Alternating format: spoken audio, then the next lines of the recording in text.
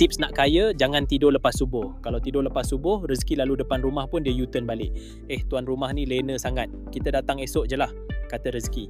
Jadi bangun awal dan sambut rezeki yang datang. Setiap pagi adalah peluang baru untuk kejayaan. Jangan lepaskan peluang, rezeki menanti. Simpan duit, biar orang label kita kedekut pun tak apa. Nak kaya ni, rahsianya satu je, tangan kena ketat sikit.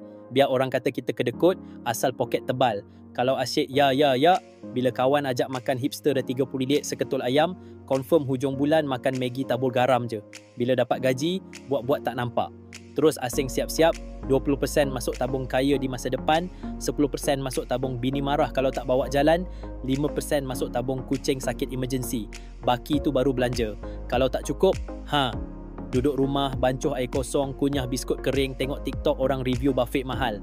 Ingat, orang kaya ni bukan sebab dia belanja macam orang kaya, tapi sebab dia menyimpan macam orang susah. Jangan tidur lepas subuh, rezeki tak suka orang ngantuk. Lepas subuh tu waktu emas, waktu langit buka gate rezeki international. Tapi malangnya, ada orang lepas subuh bukan zikir tapi zikir. Kenapa tak boleh tidur lepas subuh? Sebab malaikat tengah catat rezeki, doa mudah naik ke langit, otak segar, idea macam popcorn meletup.